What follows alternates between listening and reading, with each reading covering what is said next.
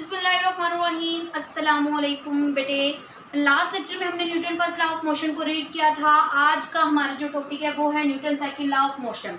Okay, Newton first law of motion में basically हमने क्या रीड किया बेटे? Newton first law of motion में हमने ये रीड किया कि एक बॉडी अपनी स्टेट ऑफ रेस्ट या स्टेट ऑफ मोशन को क्या करती है? मेंटेन रखती है एक ही लाइन में, स्ट्रेट लाइन में।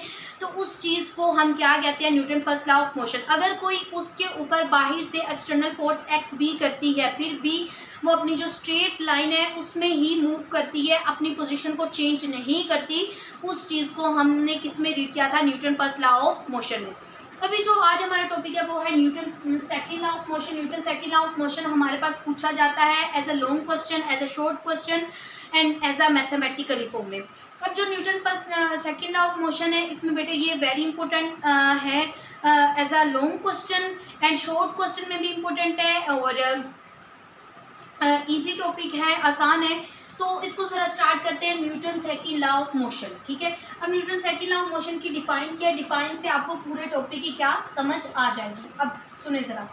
Okay, if a net external force, ठीक है, एक बॉडी है उसके ऊपर एक नेट एक्सटर्नल फोर्स। अब नेट एक्सटर्नल फोर्स क्या होती है बेटा? फोर्सेस की कलेक्टिव फॉर्म, फोर्सेस का मजमुआ। जब डिफरेंट फोर्सेस जो होती हैं कलेक्ट हो जाती हैं और उसके साथ साथ इस फोर्स को हम क्या कहते हैं? Unbalance force. अनबैलेंस फोर्स को हम क्या कहते हैं? Net external force. If a net external force acts upon a body, एक बॉडी पे क्या करती है? एक्ट करती है। जो हमारे पास फोर्सेस का मजमुआ है, कलेक्टिव फोर्सेस, जो हमारे पास कलेक्टिव फोर्सेस है वो एक्ट कर रही हैं एक बॉडी के ऊपर। ये कलेक्टिव फोर्स को हम क्या कहेंगे? कलेक्टिव फोर्स को हम क्या कहेंगे? External net external force. If a net external force acts upon a body, एक बॉडी पे एक्ट करती है, it accelerates in the direction of force. जिस साइड पे बॉडी फोर्स लगाएगी, बॉडी उसी साइड पे क्या करेगी? मूव करेगी। अगर यहाँ पे मेरे पास कोई चीज़ पड़ी हुई है तो मैं उसे जब पुश करूँगी बेटे तो वो उसी डायरेक्शन में जाएगा, ना कि इस डायरेक्शन में जाएगा। तो उसका मतलब ये है कि if a net external force acts upon a body, it accelerates the body in the direction of force. मतलब जिस सिमत में हमने फोर्स लगाई है वो बॉडी उसी जो है डायरेक्शन में क्या करेगी? मूव करेगी। ओके, यहाँ तक समझ आई है? Okay, the magnitude of acceleration is directly proportional to the magnitude of force। जो acceleration होता है वो डायरेक्टली प्रोपोर्शन होता है किस चीज़ के? फोर्स के, ठीक है। यहाँ पे हम ये राइट करते हैं। उसने क्या कहा कि acceleration हमारे पास क्या है? डायरेक्टली प्रोपोर्शन है किस चीज़ के? फोर्स के। acceleration किस चीज़ के डायरेक्टली प्रोपोर्शन है? फोर्स के। इसको हम यूं भी राइट कर सकते हैं, acceleration is directly proportional to force, ठीक है। दोबारा से सुने, the magnitude of acceleration is directly proportion to the magnitude of force. अब एक्सलेशन क्या चीज होती है? The time rate of change of velocity is called acceleration. The time rate of change of velocity जो हमने पीछे रीड किया था सेकेंड चैप्टर में, अच्छे से मैं समझा चुकी हूँ।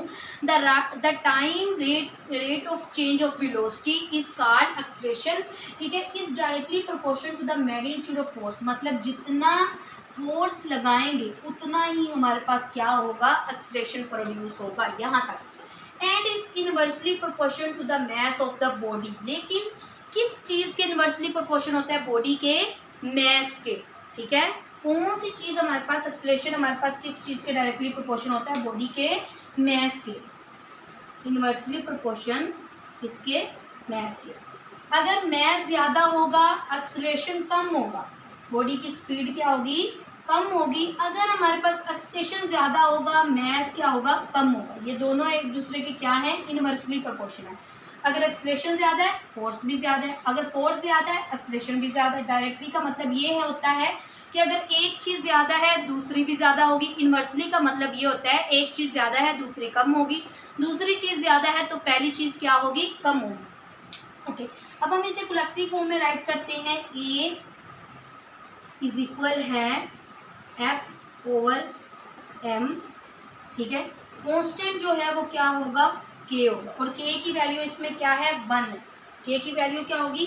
1 होगी। आपको पता है एक्सलेशन का यूनिट हमारे पास क्या होता है? ए इज इक्वल है, एक्सलेशन का यूनिट क्या होता है? मीटर पर सेकेंड स्क्वायर। ये एक्सलेशन का यूनिट होता है, ठीक है। 1 को यहाँ राइट करते हैं।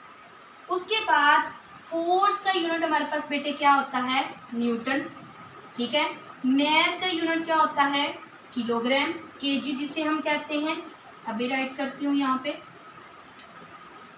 फोर्स का यूनिट क्या होता है, न्यूटन, मास का यूनिट क्या होता है, केजी, ठीक है। समझ आई इस चीज की, ओके। अब इसको हमने जो है फोर्स रीड करें, Newton second law of motion, इसको थोड़ा सा और सेट करते हैं।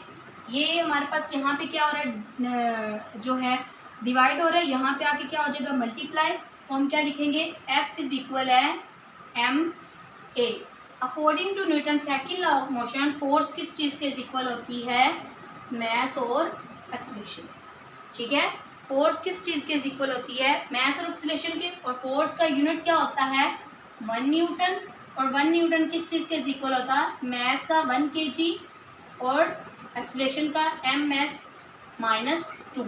ये इसका क्या होगा, हमारे पास यूनिट होगा, ऐसा यूनिट ये होगा। समझ आई इस चीज की, ओके। अब देखें बेटा, ऐसा यूनिट ऑफ फोर्स, ठीक है, ऐसा यूनिट ऑफ फोर्स हमारे पास क्या होता है, न्यूटन। अब न्यूटन की डिफाइन हमारे पास कुछ यूं आती है, क्या होता है, 1 Newton is the force. 1 Newton हमारे पास क्या है, एक फोर्स है विच प्रोड्यूस एन एक्सीलरेशन, जो क्या चीज प्रोड्यूस कर रही है, एक्सीलरेशन प्रोड्यूस कर रही है ऑफ 1 ms-2, ठीक है, इन अ बॉडी। बॉडी का मास हमारे पास कितना था, 1 kg, ठीक है। बॉडी का मास हमारे पास कितना था, 1 kg, और इसका यूनिट मैंने जो है यहाँ पे राइट कर दिया है, ठीक है। सिंपल सा क्वेश्चन था, इसकी एक्सप्लेनेशन आप कुछ यूँ राइट करेंगे कि एक बॉडी है, बॉडी का मास हमारे पास कितना है, 1 m है, और उसका यूनिट हमारे पास क्या होगा, 1 kg होगा, और उस पर एक जो है फोर्स एक्ट कर रही है, और उसका एक्सीलरेशन जो है हमारे पास 1 ms-2 होगा, और k जो है कांस्टेंट है, उसकी वैल्यू हमारे पास क्या होगी, 1 होगी, ठीक है। अब दोबारा से जरा इसकी डिफाइन सुने। If a net external force acts upon a body, एक नेट एक्सटर्नल फोर्स फोर्सेस का मजमुआ, ठीक है, और अनबैलेंस फोर्सेस होती है, इट एक्सलेट्स द बॉडी, वो बॉडी को क्या करेगी, एक्सलेट्स करेगी द डायरेक्शन ऑफ फोर्स। जिस साइड पे हम फोर्स लगाते हैं, एक्सलेशन भी उसी साइड पर ही प्रोड्यूस होगा। The magnitude of acceleration is directly proportion to the magnitude of force. Magnitude जो है एक्सलेशन का, वो किसके डायरेक्टली प्रोपोर्शन होगा, फोर्स के, बट इनवर्सली प्रोपोर्शन किसके होगा, मास के। फॉर एग्जांपल, एक जो हमारे पास बाईसाइकिल है, बाईसाइकिल के ऊपर अगर हम फोर्स लगाते हैं तो हम इजीली लगा सकेंगे, और उसका कुछ ना कुछ रिजल्ट भी मिलेगा। उस चीज़ को हम Newton second law of motion में रीड करते हैं। लेकिन अगर वही फोर्स हम लगाते हैं ट्रक के ऊपर, तो ट्रक पर कोई रिजल्ट नहीं मिलेगा। तो इट मीन्स क्या है, हमारे पास जो फोर्स है, हमारे पास जो एक्सीलरेशन है, वो किसके डायरेक्टली प्रोपोर्शन होता है, मास के। जिसका मास हमारे पास ज़्यादा होगा, जैसे कि ट्रक का मास ज़्यादा है तो एक्सीलरेशन क्या होगा, कम होगा। जैसे कि जो मोटरसाइकिल की बात हो रही है, उसका जो है मास कम है, तो उसका हमारे पास एक्सीलरेशन भी क्या होगा, मास अगर उसका कम है तो एक्सीलरेशन ज़्यादा होगा। ट्रक का मास ज़्यादा तो एक्सीलरेशन क्या होगा, कम होगा। ओके बेटे, उम्मीद करती हूँ कि इस टॉपिक की आपको अच्छे से समझ आ गई होगी। Thanks for watching my video. जज़ाकिल्लाह। अल्लाह हाफिज़, फी ईमानिल्लाह।